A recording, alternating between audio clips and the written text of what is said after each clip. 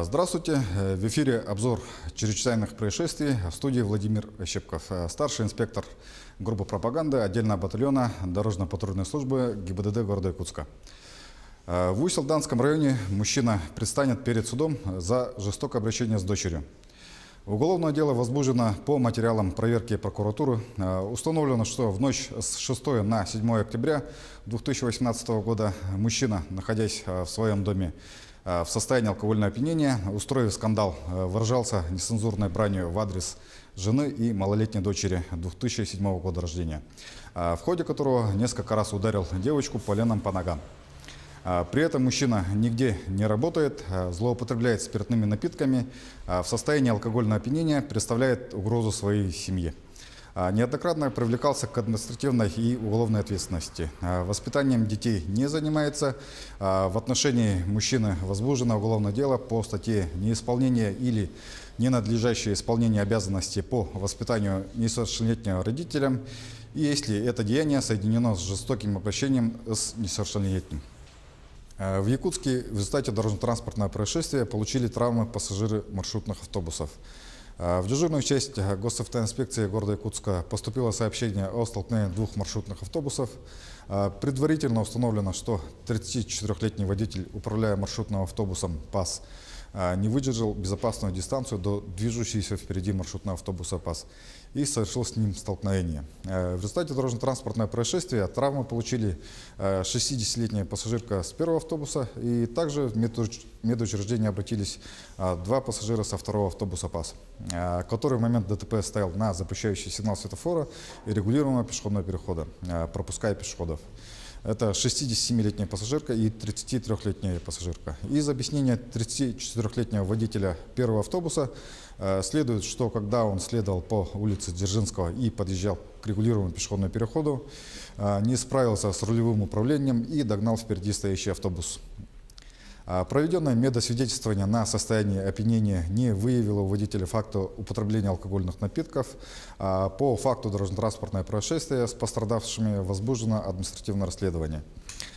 Погодные условия в городе Якутске по-прежнему остаются сложными. На улицах города по-прежнему остается сильный туман. Обокрал и пытался обмануть. В Якутии установлен подозреваемый в краже денег пенсионерки. В дежурную часть полиции города Нерюнгри обратилась 70-летняя местная жительница. Материальный ущерб составил 10 тысяч рублей. Полицейские установили личность подозреваемого. Как выяснилось, пару недель назад пенсионерка приютила в своем доме молодого человека, находящегося в трудной жизненной ситуации. Это 19-летний юноша проживал в доме хозяйки на безвозмездной основе. О наличии денежных средств пенсионерка сама рассказала своему гостю. Пожилая женщина похвасталась, что ее дочка дала ей деньги на лекарства.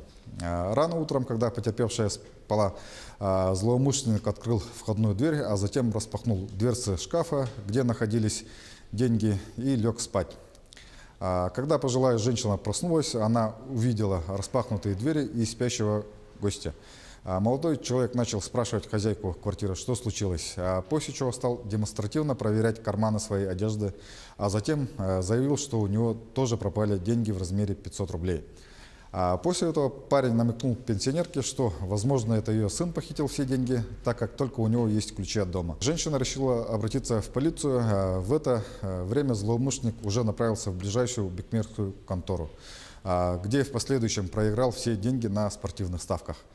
В тот же день его задержали сотрудники полиции. В отношении подозреваемого возбуждено уголовное дело по статье «Кража». В Якутске сотрудники патрульно-постовой службы установили подозреваемого, находящегося в федеральном розыске, за совершение тяжкого преступления.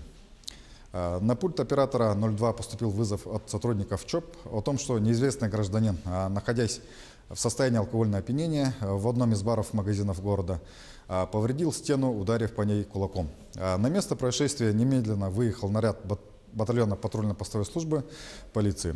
Прибыв на вызов, полицейские выяснили, что дебоширом оказался 30-летний уроженец Намского района, который находится в федеральном розыске по подозрению в умышленном причинении тяжкого вреда здоровью, повлекшее смерть потерпевшего. Мужчина был задержан и передан инициатору розыска. Ему грозит наказание в виде лишения свободы на срок до 15 лет. Жительница Нерюнгринского района перечислила мошенникам 350 тысяч рублей. Со слов заявительницы, на ее сотовый телефон позвонили неизвестные и сообщили, что ей полагается компенсация за ранее приобретенные БАДы в одном из интернет-магазинов в размере 480 тысяч рублей. Обрадовавшись неожиданной прибыли, она выполнила все указания злоумышленников. Ничего не подозревая, доверчивая женщина перевела аферистам 350 тысяч рублей, однако никаких выплат она не получила. А телефоны, по которым звонили злоумышленники, были отключены. Лишь когда мошенники перестали выходить на связь, женщина поняла, что стала жертвой обмана. Это была рубрика «Чрезвычайные происшествия». Берегите себя.